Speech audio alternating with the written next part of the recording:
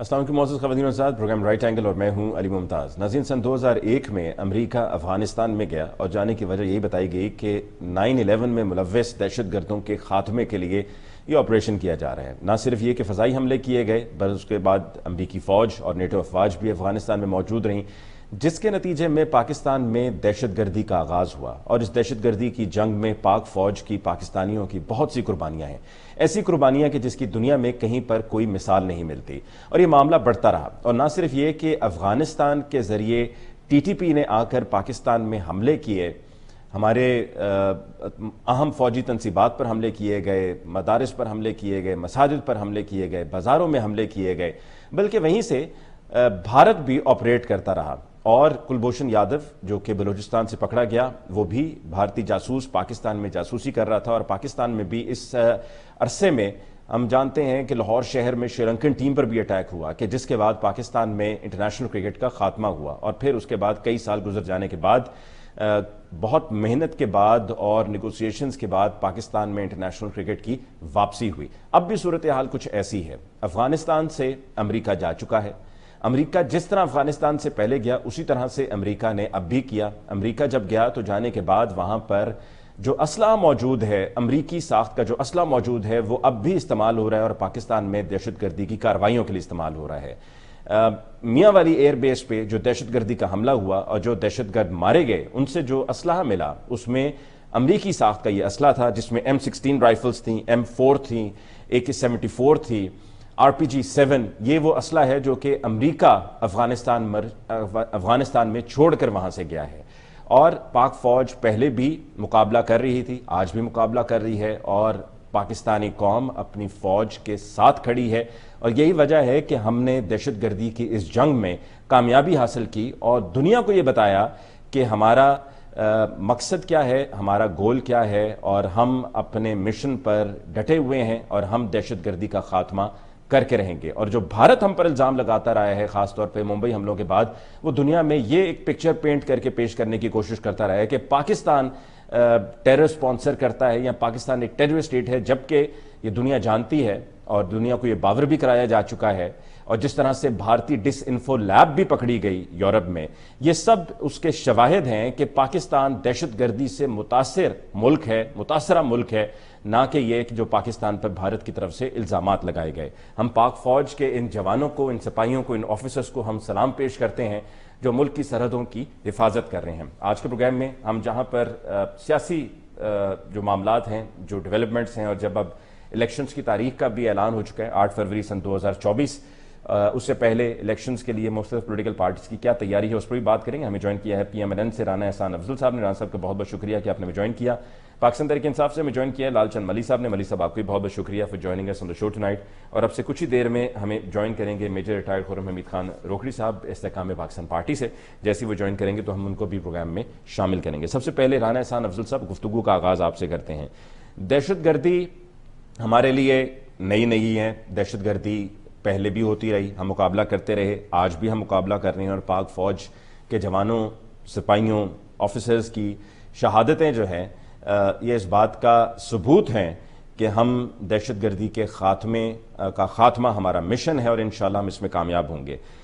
मौजूदा सूरत हाल को देखते हुए आप क्या समझते हैं, क्या हम बैसियत कौम अपने जवानों के साथ, अपने सिपाहियों के साथ, क्या हम उनकी सपोर्ट में खड़े हैं? और इसी तरीके से क्या हम इंटरनेशनली भी आप समझते हैं कि ये दुनिया को बता सके हैं लॉबिंग करके कि हम किस हद तक दहशतगर्दी से मुतासिर हुए हैं? बिस्मिल्लाहिर्रहमानिर्रहीम। देखिए, सबसे पहले तो हम खिराज तहसीन देते हैं उन माओं को, उन नौजवानों को जो अपनी खून की बाजी खेल के सरहदों को प्रोटेक्ट करते हैं, दहशतगर्दी जैसे मामलात से निपटते हैं और अपना जान का नजराना देते हैं। वो ये नजराना देते हैं तो हम महफूज तरीके से अपने घरों में बैठे हैं, सो पाते हैं। तो अल्लाह ताला उनके ख़ानदान वालों को हिम्मत दे और जिन्होंने जाने दी उनके दर्जात बुलंद फरमाए, क्योंकि ज़िंदगी से बड़ा कोई इंसान जो है वो दाव नहीं लगा सकता अपने मुल्क के लिए। ये सबसे बड़ा, ये सबसे एक्सट्रीम आप कह लें कि एक चीज़ होती है जान, जो उन्होंने मुल्क के लिए कुर्बान कर दी। हमारी सिक्योरिटी के लिए। देखें, 2013 में मुझे याद है कि तकरीबन 2500 टेररिस्ट इंसिडेंट्स होते थे। दो बड़े ऑपरेशंस जो हैं पाकिस्तान की तारीख में, रद्दुल फसाद और ज़रब-ए-अज़्म, हमने अपने दौर में किए। तब पॉलिटिकल विल जो चाहिए थी उसकी फाइनेंसिंग हमने की, और जब हम गए तो दहशतगर्दी तकरीबन इस मुल्क से ख़त्म हो गई थी। 100 से कम इंसिडेंट्स हो गए थे। लेकिन जब से तालिबान हुकूमत में आए हैं तो अफगानिस्तान में इंस्टेबिलिटी आई है, और जो टीटीपी जैसे एलिमेंट्स हैं जो कि पाकिस्तान की रियासत के साथ कांस्टेंट एक जंग लड़ रहे हैं, उनको मौका मिला है कि वो अफगानिस्तान की रियासत को इस्तेमाल करके, और जो अफगानी नेटवर्क पाकिस्तान में मौजूद हैं वो हमारे पे हमलावर दोबारा से होना शुरू हो गए हैं, और इंसिडेंट्स के अंदर इजाफा देखा जा रहा है। तो मैं समझता हूं कि इसके ऊपर जो एक पॉलिसी, एक लॉन्ग टर्म पॉलिसी, वो यही है कि दहशतगर्दों के साथ निगोशिएशन नहीं हो सकती, और अगर आप उनके साथ निगोशिएट करेंगे तो वो सिर्फ उस वक्त को इस्तेमाल करेंगे अपने आप को रीग्रुप और रीस्ट्रेंथन करने के लिए। मेरे ख्याल से अब ये क्लैरिटी मौजूद है, और ये जो इतना बड़ा ऑपरेशन अभी जारी है जिसके अंदर जो इल्लीगल रिहायशी हैं, जिनके पास कोई डॉक्यूमेंट नहीं है, और वो इस सरजमीन के अंदर बैठे हुए हैं, तो हर मुल्क राइट रखता है कि उनको एक्सपेल किया जाए इस बेसिस के ऊपर कि बहरहाल जितनी दफा भी ये दहशतगर्दी के अब रिसेंट हालिया इंसिडेंट्स हुए हैं उनकी कड़ी टीटीपी से मिलती है, उनकी कड़ी जो है वो अफगानिस्तान की सरजमीन से मिलती है।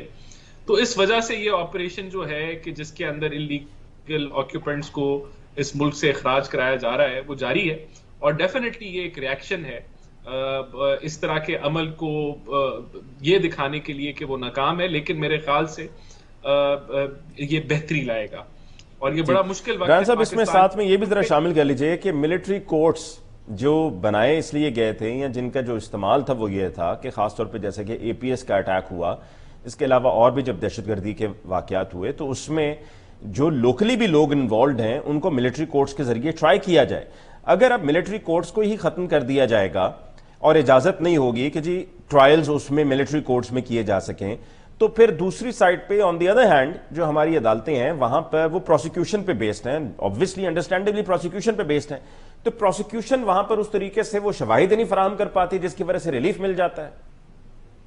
देखें, मिलिट्री कोर्ट्स का जो मैकेनिज्म है वो ऐसा नहीं है कि सिर्फ पाकिस्तान में था और बाकी जो डेवलप्ड ममालिक के उनमें नहीं था, उनमें भी पाया जाता है।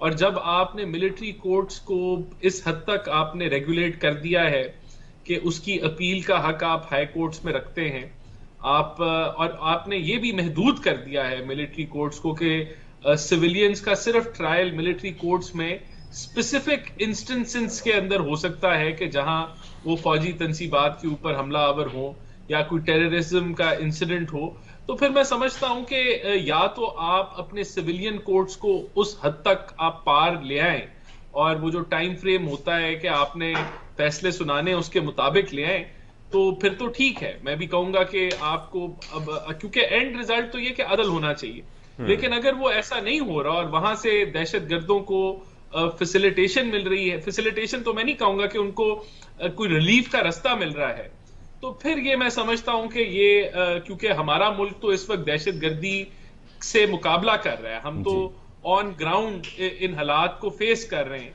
तो यहाँ इस तरह का जरूर होना चाहिए है निजाम के जहां आप इन जल्द अज जल्द जो है वो इंसाफ फराहम कर सके और फैसले कर सके। बिल्कुल ठीक है जी। We've got to take a short break over here जी। ब्रेक के बाद वापस लौट कर आएंगे तो खुर्रम हमीद खान रोकड़ी साहब ने भी हमें ज्वाइन किया है, लालचंद मली साहब भी हमारे साथ हैं, उनसे भी उनकी राय लेंगे एक ब्रेक के बाद।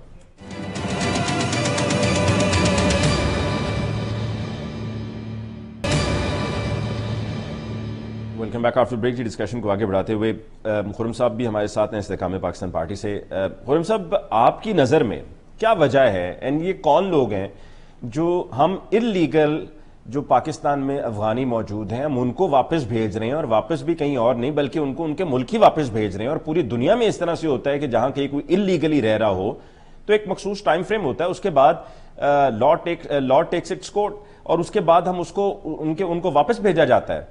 तो इस मामले में क्या मसला है कि हम मिलिट्री कोर्ट्स के भी खिलाफ हैं, हम इस तरह से उन अफगान नेशनल्स को जो पाकिस्तान में इलीगली रह रहे थे उनको भी भेजने से हम उस पर भी इख्तलाफ कर रहे हैं?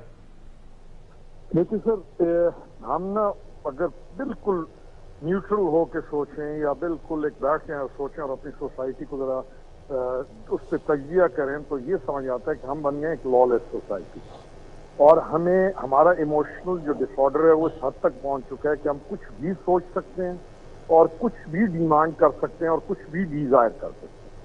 अब यही वाला इशू देख लें आप, अफगान रिफ्यूजीज वाला, नॉट रिफ्यूजीज, जो अफगान लोग आके यहाँ पे ठहरे। पहला, मैं कई दफा पहले भी कहता हूँ कि हमें अफगानिस्तान को एक अलग मुल्क मानना पड़ता चाहिए, हम तमाम लोगों को भी। ये जो हमारे अंदर कुछ पार्टीज भी ऐसी हैं, कुछ लोग भी ऐसे हैं कि हमारे जो क्लेम्स हैं अक्रॉस दी बॉर्डर उधर और ये वाले, इनको भी करना बहुत जरूरी है। नेपोटिज्म का खात्मा बहुत जरूरी है। लिसानियत, असलियत, ये जो लानतें हमारे अंदर आ चुकी हैं, इनका खात्मा बहुत जरूरी है। जबकि हमारा प्राइम जो एक क्लेम है वो क्या है कि हम मुसलमान हैं, और जिन चीजों को हमारा रिलीजन सख्ती से जिसकी नफी करता है, हम उनको अपने लिए तमगा बना के बैठे हुए हैं। अब ये वाला जो केस है, अगेन हमारा एक और कल्चर है कि हम गवर्नमेंट्स के जो डिसीजंस हैं उनको हमेशा हम क्रिटिसाइज भी करते हैं, मिलाइन भी करेंगे, पार्टीज भी ड्रामा शुरू कर देंगी, कहीं पे कोई ग्रुप्स भी ड्रामा शुरू कर देंगे, कहीं पे कोई ग्रोह ड्रामा शुरू कर देगा, और इन रिजल्ट हम अपने पाकिस्तान को लान तान करते हैं। चौथी चीज, सोशल मीडिया के ऊपर इतनी मैच्योर कौम है नहीं, आ गया जो झूठ या जो इमोशनल डिसऑर्डर पैदा करके हमारे साथ को खेलना चाहे वो बन रही है, कहीं पे इंडिया से कोई चीज आ रही है, वो भी हमें प्रोवोक करती है, इंसाइट करती है, इंड्यूस करती है, और लोग चल पड़ते हैं आगे। इन लोगों का यहाँ से जाना एक लेजिटिमेट अमल है। आपके पास लोग आए, एक अरसा तक ठहरे, आप अपने यारी बिल्कुल ऐसे है कि जैसे आपके घर या आप किसी के, कोई आदमी, हम किसी के घर में, मैं अपना खानदान ले जाऊं और एक टाइम के बाद वो मुझे कहे कि जी आप अभी वापस तशरीफ ले जाओ, मैं शोर मचाना शुरू कर दूं। दूसरा, जो लीगल रिफ्यूजीज हैं वो तो आज ही आपके पास हैं, जिनके कार्ड्स बने हुए हैं, लेकिन इतना ज्यादा लोग आया पिछली 2 वॉर के अंदर, और इस स्पेशली पिछली वॉर के अंदर, कि अब पाकिस्तान की आपकी इकोनॉमी भी डिस्टर्ब होती है, आपका लॉ एंड ऑर्डर भी डिस्टर्ब होता है, और एक मैं ये कह सकता हूँ कि एक अनपॉपुलर डिसीजन है जो गवर्नमेंट ने लेना था। लेकिन क्यों हम तमाम पॉपुलर डिसीजंस लेना चाहते हैं? लेकिन why is it an unpopular decision Khurram sahab? अगर मैं, जैसे कि अभी आपसे सवाल जो पूछा मैंने, तो इंटरनेशनली अगर हम देखें और वहां पर अगर कहीं अमेरिका में, बरतानिया में, यूरोप में, दुनिया के किसी भी मुल्क में अगर कोई लीगली रह रहा है और उसको उसके मुल्क वापस भेजा जाता है, तो उसके ऊपर कोई रद्द-ए-अमल नहीं आता है। They don't call it an unpopular decision, they say that it's law and law has taken its course. नहीं, हमारे लिए लॉ की इंपॉर्टेंस नहीं है ना हमारे लिए लॉ है। हम एक लॉलेस सोसाइटी और इमोशनल डिसऑर्डर में, तो हमारे लिए जो पॉपुलर डिसीजंस हैं हमने उनको भी अनपॉपुलर कर दिया। लेकिन एक लीडरशिप की एक क्वालिटी होती है कि वो चाहे डिसीजन लोगों को पसंद ना भी आ रहा हो, और उसको पता हो लीडरशिप को कि ये डिसीजन लेना जरूरी है, तो वो डिसीजन लिया जाता है। Then you stick to the gun, आप उस डिसीजन को वापस नहीं लेते। And this is good which is happening now, कि आपने एक डिसीजन लिया और आपने उस डिसीजन के ऊपर कायम हुए, और चाहे जो मर्जी शोर मचा, आज भी आप उस डिसीजन पे कायम है और आप उस डिसीजन को बेहतर तरीके से कर रहे हैं। जो इसमें रिक्वायर्ड चीज है वो क्या है कि हम इस सारे प्रोसेस को इतने अच्छे तरीके से करें कि हमारे मैनर्स और हमारा उन लोगों की जो उसमें डिफरेंट कैटेगरीज के लोग हैं, ताकि उनके ऑनर कोड को हम डिग्निटी को देखते हुए उनको एक अच्छे तरीके से भेजें कि हमें भी सेटिस्फैक्शन हो कि हाँ हमने उनको अच्छे तरीके से रुखसत किया। This is the maximum thing which we can do, और इस पे हमें जोर देना चाहिए। That's all. बाकी डिसीजन जो हो गया इसके ऊपर हमने we have to stick to the gun, और इसको 100% इम्प्लीमेंट करना अब लाजिम है हमारे लिए, क्योंकि ये हमारे मुल्क की जरूरत है। वो बहुत पहले जाना चाहिए था, शुक्र है अब ख्याल आ गया। बिल्कुल ठीक। लालचंद वाली साहब, आपकी तरफ आते हुए आप इस फैसले को इसके साथ कनेक्ट करेंगे, जैसे कि अभी खुर्रम साहब से भी बात हो रही थी कि जो इलीगली यहाँ पर अफगान नेशनल्स रह रहे थे उन्हें वापस भेजा जा रहा है, और ये जो दहशतगर्दी की लहर है, जो अभी अटैक्स हम देख रहे हैं कि हुए हैं, और उसमें असला भी जो इस्तेमाल हो रहा है वो असला वही है जो अफगानिस्तान में अमेरिका छोड़ कर गया है। M16 राइफल्स हैं, M4 हैं, फिर RPG-7 है, ये सब वहां से हमलावरों ने इस्तेमाल किए उस अटैक में जो मियां वाली एयरबेस पे हुआ।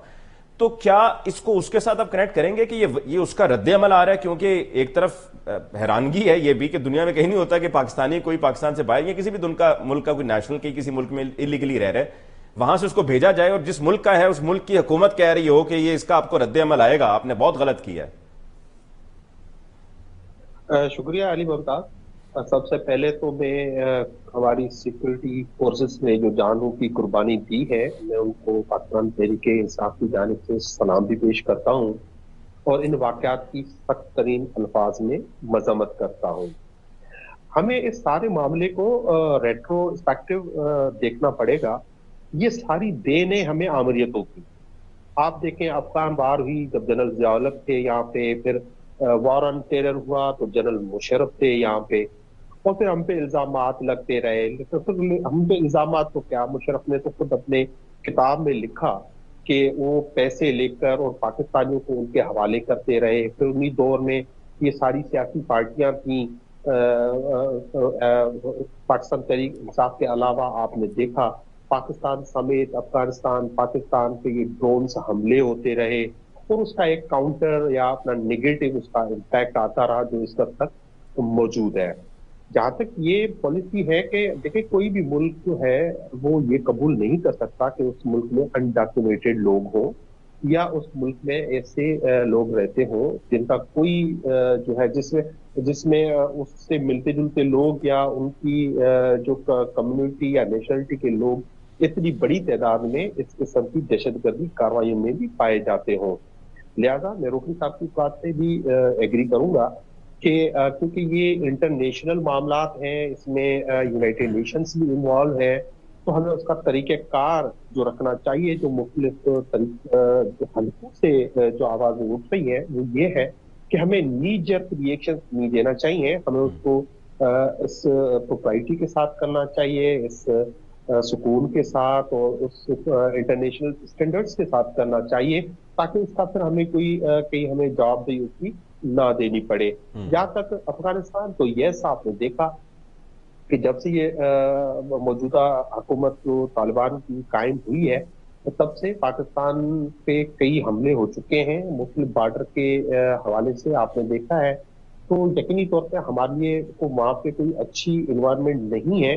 पर उसके साथ साथ हमें ये भी नहीं भूलना चाहिए कि ये सारे डिसीशंस जो है एक पावरफुल पब्लिकली अवामी तौर पर मेडिटेड एक जो सेटअप होगा, वो अगर ये डिसीशंस लेंगे तो ज्यादा वो पायदार होंगे, बजाय इसके कि वो केयर टेकर्स जो है वो इस तरह के सारे फैसले करें और जो उनके लिए मसाइल पैदा करें जो फ्यूचर में गवर्नमेंट्स फॉर्म करेंगे। बिल्कुल ठीक। लालचंद साहब, आपसे और दीगर मेहमानों से हमारी गुफ्तगू जारी रहेगी। एक वक्फा लेते हैं जी।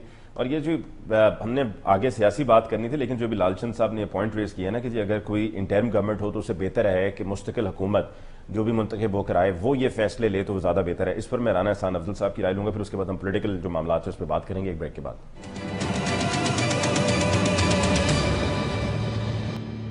Welcome back after break. Discussion को आगे बढ़ाते हुए राना साहब, आपकी नज़र में जो अभी लालचंद साहब बात कर रहे थे कि अगर जो आर्जी तौर पे यानी कि इंटरिम गवर्नमेंट है वो इस तरह के फैसले करने के बजाय ये फैसले अगर हुकूमत कोई मुंतखब होकर आए जिसने 5 साल अपने पूरे करने हैं वो लेती तो वो ज़्यादा बेहतर था। देखें, इसमें कोई ऐसा पॉलिसी डिसीजन नहीं लिया गया। पॉलिसी तो यही है कि जो इलीगल जो रिहायशी हैं किसी भी मुल्क में, जिनके पास ना वीज़ा है, ना कोई डॉक्यूमेंट्स हैं, ना कोई और मामला है, तो उनको जो है वो पाकिस्तान में रहने का राइट नहीं है। तो ये तो पहले ही फैसला तो ये है। तो मेरे ख्याल से इस निगरान हुकूमत ने इसको इम्प्लीमेंट किया है। तो इसको आप एक इम्प्लीमेंटेशन भी वैसे इससे पहले पीडीएम की गवर्नमेंट या उससे पहले पीटीआई या उससे पहले पीएमएलएन या उससे पहले पीपल्स पार्टी, ये उनके बस की बात मुझे लगता थी नहीं, बिकॉज वो जब आ जाते तो फिर उसमें टाल मटोल और मामला लटक जाने थे। ये सिर्फ इंटरिम गवर्नमेंट ही कर सकती थी। नहीं, मैं समझता हूं कि ये जो सिक्योरिटी एजेंसीज हैं और जो आर्म्ड फोर्सेस हैं, उनको ये रियलाइजेशन कि जितने भी हमले होते हैं, जो लोकल नेटवर्क इस्तेमाल किया जाता है उसमें जो अफगानी यहाँ रिहाइश पजीर थे उनको इस्तेमाल करके ये दहशतगर्दी के वाकयात होते हैं। तो ये रियलाइजेशन होना और फिर इस पे फैसला करना कि इनको हमने अखराज करवाना है, मेरे ख्याल से इसमें सिक्योरिटी अदारों का ये फाइनल एक रियलाइजेशन थी और फिर उन्होंने पुश किया होगा। अगर ये पहले रियलाइजेशन उनकी तरफ से आती तो आई एम श्योर वो हुकूमतें भी जो है वो इस तरह का फैसला पहले कर देती। पहले भी इसके ऊपर डिबेट हुई कि ये करें ना करें, लेकिन वो रोक दिया गया। लेकिन फाइनली अब ये फैसला किया गया तो मेरे ख्याल से इसको इम्प्लीमेंट होना चाहिए। और ये कोई पॉलिसी डिसीजन नहीं है, ये जो ऑलरेडी पॉलिसीज एग्जिस्ट करती हैं आप उनको इम्प्लीमेंट कर रहे हैं। देखिए कोई मुल्क, आप अमेरिका को ले लें, आप यूरोप को ले लें, जहां और खास तौर पे देखें हम तो दहशतगर्दी को हर रोज फेस कर रहे हैं, तो वहां तो दहशतगर्दी भी नहीं मौजूद होती, फिर भी वो मुल्क जो है इस चीज के ऊपर रिलैक्स नहीं होते कि जो अनडॉक्यूमेंटेड लोग होते हैं, जो इलीगली रिजाइड कर रहे होते हैं उन ममालिक में, उनको वो ढूंढते हैं। वहां तो मौजूदा फोर्सेस बनी होती हैं जिनका काम ही ये होता है कि वो इलीगल जो रिहायशी हैं उनको वो मुल्क से पकड़ें और फिर बाहर निकालें। तो मैं समझता हूं कि ये सिर्फ पुरानी पॉलिसी को आप इंप्लीमेंट कर रहे हैं और एक अच्छा फैसला है इसके अंदर। ठीक है राना साहब, अब पॉलिटिकली नवाज शरीफ साहब ने पार्टी को इंतखाबात की तैयारी की हिदायत दे दी हैं, लेकिन जब ये हिदायत दी गई, जिसमें मैंने देखा कि मुलाकात के जब वो लाहौर में मॉडल टाउन ऑफिस में आए और पहली मरतबा जब से पाकिस्तान आए हैं वो मॉडल टाउन ऑफिस में आए, तो जो विजुअल्स आए उन विजुअल्स को देख के ये लग रहा था कि सबके चेहरे बता रहे थे कि हम तो जीते हुए हैं, हमें तो कोई हराने वाला नहीं। तो फिर ये मेरे ख्याल में सिर्फ इट्स जस्ट अ फॉर्मेलिटी कि इलेक्शंस की तैयारी करें। देखें ये जो बात है या ये जो नैरेटिव है ये हमें तो सूट करता है। तो अगर आप ये नैरेटिव इसको बिल्ड कर रहे हैं और अगर पीपल्स पार्टी और दीगर जमातें अब यही वाला नैरेटिव बिल्ड करने की इजाजत रह गई है, तो अब यही वाला करेंगे। नहीं, तो ये तो हमें सूट करता है। देखिए वैसे अगर आप हकायक देखें तो अभी तक जो ईसीपी जिसका काम है फ्री फेयर ट्रांसपेरेंट इलेक्शन कराना और जो केयर टेकर सेटअप है उसको शिकायत दर्ज होनी है ना, अगर कोई हमें फेवर मिल रहा है उसको तो रिटर्न फॉर्म में किसी ने कुछ एक कागज नहीं जमा कराया। ये खाली इधर बयानबाजी है और कोई इसमें हकायक नहीं है। लेकिन ये इसको हम नहीं माइंड करेंगे इस नैरेटिव को। अगर आपने हमें जिता दिया इलेक्शन से पहले तो आपकी मेहरबानी। देखिए मैच से पहले पिच रिपोर्ट जो है ना वो बड़ा मैटर करती है, तो पिच रिपोर्ट यही बता रही है। तो ये तो बड़ी खुशाइन बात है, आपका शुक्रिया। लेकिन हम फ्री फेयर ट्रांसपेरेंट इलेक्शन का मुतालबा करते हैं, हम तो लेवल प्लेइंग फील्ड का सबके लिए मुतालबा करते हैं। और आज मरियम औरंगजेब ने जो बयान दिया वो यही था कि भाई अगर लेवल प्लेइंग फील्ड चाहिए तो फील्ड पे तो आओ, फील्ड पे आए नहीं हो और लेवल प्लेइंग फील्ड की बातें कर रहे हो। अल्हम्दुलिल्लाह पीएमएलएन ने 21 अक्टूबर को एक जबरदस्त जलसा किया जिससे, और ये एक जो चीज मैं समझता हूं कि जो चेंजर है हमारे लिए वो ये कि आखिरी इलेक्शन की कैंपेन जो मियां नवाज शरीफ ने की वो 2013 का इलेक्शन, क्योंकि 2018 में तो उनको कैंपेन करने नहीं दी, उनको सजा सुना दी और उनको गिरफ्तार कर लिया। तो आज हम समझते हैं हमारा जो वर्कर है उसमें एक वलवला जोश है कि मियां साहब इस वक्त मुल्क में मौजूद हैं और वो कैंपेन को लीड करेंगे, तो वो एक जरूर फैक्टर है जो हमें एडवांटेज दे रहा है। ठीक, खुर्रम साहब आपकी तरफ आते हुए मुझे लगता है कि पीटीआई अब कम, अगर आप नून के साथ शामिल ना हो गई यानी कि सीट एडजस्टमेंट ना कर ली, क्योंकि अगर सीट एडजस्टमेंट हो जाए तो फिर तो यही होता है कि दोनों पार्टीज आपस में मिल गई हैं और आगे भी मिलकर ही चल रहे हैं। तो लगता यही है कि शायद इस्तेहकाम पाकिस्तान पार्टी है कि मुकाबला कर सके नून का।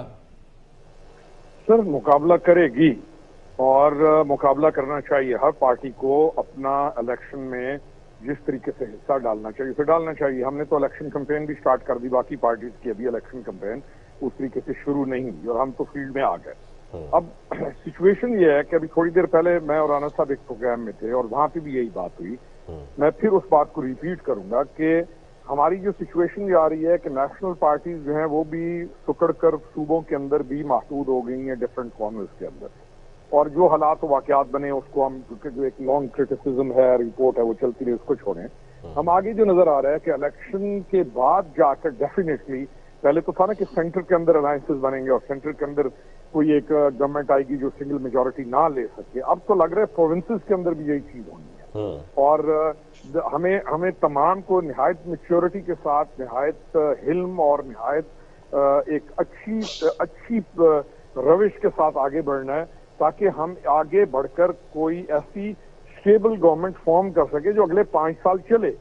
आप ये ना हो कि जैसे आजकल बातें उड़ाई जा रही हैं कि जी गवर्नमेंट बनेगी 1.5 साल रहेगी, गवर्नमेंट बनेगी साल रहेगी, इस तरह की अफवाहों को, इस तरह की चीजों को खत्म करने के लिए हमने अपना हिस्सा पूरा अच्छे तरीके से डालना है।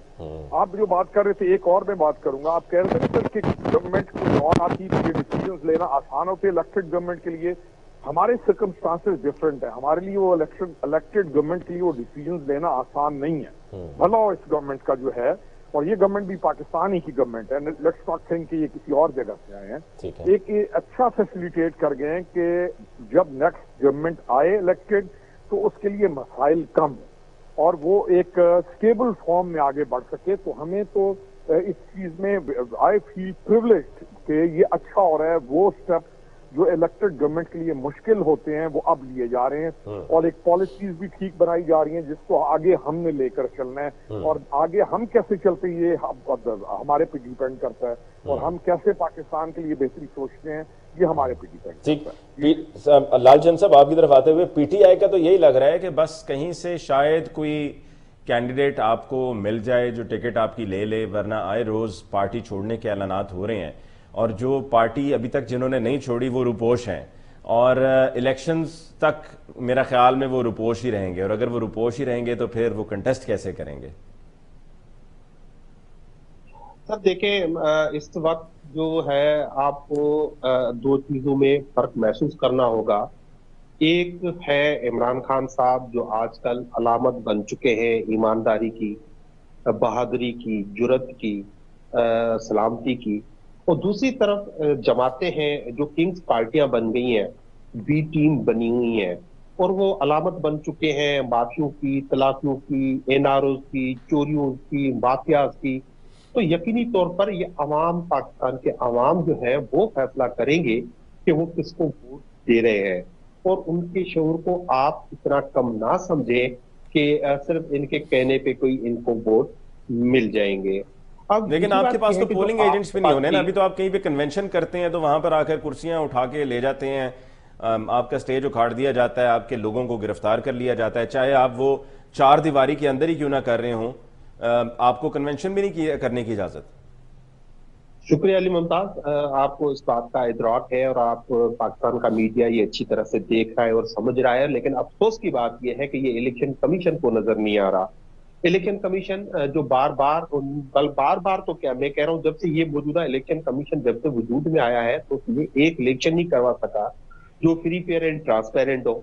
अब उनको ये सारी चीजें नजर नहीं आ रही हैं, वो बेबस बने हुए हैं, क्योंकि एक लंदन एग्रीमेंट जो है वो इम्प्लीमेंट हो रहा है और उसमें उनके बस की बात नहीं है। और दूसरी तरफ आप देखें, सुप्रीम कोर्ट ने हम शुक्रिया अदा करते हैं और वेलकम भी किया है हमने कि उन्होंने 8 फरवरी की डेट तो करवा दी है, लेकिन इसको कौन इंश्योर करेगा जो फंडामेंटल राइट्स है पाकिस्तानी अवाम के। ये 25 करोड़ अवाम जिसको अगर कुछ लोगों को बैठ के ये फैसला करना है कि इक़्तिदार में किसको आना है और किसको बाहर रखा जाना है, तो फिर इलेक्शन की जरूरत ही क्या है। बाकी रही बात नवाज शरीफ साहब की, वो आए हैं, यकीनी तौर पे ये इंप्रेशन नहीं है, ये एग्रीमेंट है। तो आप कह रहे हैं कि ये तासुर है, और एहसान साहब भी खुश हो रहे हैं कि ये तासुर है। ये तासुर नहीं है, ये एग्रीमेंट है जिसको इम्प्लीमेंट करने की कोशिश की जा रही है। लेकिन पाकिस्तान के आवाम समझते हैं कि जो आपका बयानिया था वोट को इज्जत दो, आप उससे विथड्रॉ हो गए। आप पाकिस्तान आए, कह रहे इतना बड़ा जलसा किया, लेकिन आप में इतनी जरूरत ना हुई कि आप सिर्फ यही कह दे कि इलेक्शन फौरी तौर पे कराए जाए। आप एहसाब से आप विथड्रॉ हो गए, आप सिविलियन सुपरमेसी से विथड्रॉ हो गए। तो आप जो है वो किस चीज से विथड्रॉ? अच्छा, मैं लालचंद साहब यहाँ पर एक चीज ऐड कर दूं। देखिए 97 में जब इलेक्शंस हुए थे ना, तो उस वक्त भी इसी तरह से एक वेव थी और हर तरफ यही कहा जा रहा था कि जी नवाज शरीफ साहब ने जीतना है, नवाज शरीफ साहब ने जीतना है, उनकी हुकूमत ही बननी है। और फिर उनकी हुकूमत बनी भी। मैंने अभी 1-2 रोज पहले किसी से बात की, मैंने कहा जी पीटीआई का जो वोटर है ये वोटिंग वाले दिन निकलेगा और बड़ी तादाद में निकलेगा और वोट डालेगा। तो उनका ये कहना था कि जी ये शहरों की हद तक है, देहात में यही सोच चलती है कि भाई जो जीत रहा है ना, या जिसकी हवा है, जिसका चल रहा है कि जी उसी ने जीतना है, उसी ने हुकूमत बनानी है, उसी को वोट डालो, क्योंकि हमें कल को काम पड़ने हैं। तो हमें उससे क्या लगे कि पीटीआई आती है नहीं आती, जिसका पता है, हमें नजर आ रहा है और कहा भी जा रहा है कि वो हुकूमत में आएंगे, तो उन्हीं को वोट डालो। सर वो एक बड़ा मशहूर जुमला है, don't under estimate the power of common man. आप पाकिस्तान की आवाम को इतना बेवकूफ समझते हैं कि जो आप सोच रहे हैं कि उन्हीं उसी डगर पे वो चल निकलेंगे। देखें यहाँ पे जनरल मुशर्रफ का जब मार्शल था, उसके बावजूद भी वो क्यू लीग बना के उसको वो रिजल्ट नहीं दिलवा सके जो उनकी ख्वाहिश थी। इसी तरह मुख्तलिफ आप जब जब ये आमरीत के दौर रहे हैं, जिस तरह जबर का दौर रहा है, तो उसका पाकिस्तान के अवाम ने मुकाबला किया है कि चंद लोग पाकिस्तान के अवाम को हरा नहीं सकते और पाकिस्तान की अवाम फैसला कर बैठी है और आप 8 तारीख आने दें। अब जो ये जो बात की जा रही है कि पाकिस्तान तहरीक इंसाफ के पास जो है वो कैंडिडेट नहीं होंगे, तो मेरा ख्याल है कि पाकिस्तान तहरीक इंसाफ के पास जितने कैंडिडेट्स इस वक्त मौजूद है और पाकिस्तान की तारीख में कभी किसी के पास मौजूद नहीं थे। और मैं ये दावा करता हूं कि हमारे 10% जिनको टिकट हम दे चुके थे, जिनको टिकट अवार्ड हो चुके थे, उसमें हार्डली 10% भी किसी हमारे मेंबरान ने टिकट वापस, जो मजबूरी में जो अगवा बराए बयान हुए उसमें हमें मुझे वक्फा लेना है वापस नहीं, और बल्कि मैं ये वक्फे के दौरान देखना चाहेंगे राना साहब की वीडियो स्टक तो नहीं हो गई हुई है, क्योंकि बड़ी देर से राना साहब, अच्छा राना साहब आप बिल्कुल ही एक जगह पे स्टैटिक, पता नहीं कितना जरूरी कुछ पढ़ रहे हैं, मुझे लगा कि शायद वीडियो आपकी स्टक हो गई है, तो मैं उनसे कहने लगा था कि ब्रेक ले लें और वीडियो को दोबारा से रिफ्रेश कर लें। राना साहब लगता है वीडियो उनकी फंसी हुई, लेकिन नहीं, अब हिलजुल से पता चल रहा है कि वीडियो एक्टिव है। मैं ब्रेक फिर भी ले लेता हूं जी, मिलते हैं ब्रेक के बाद।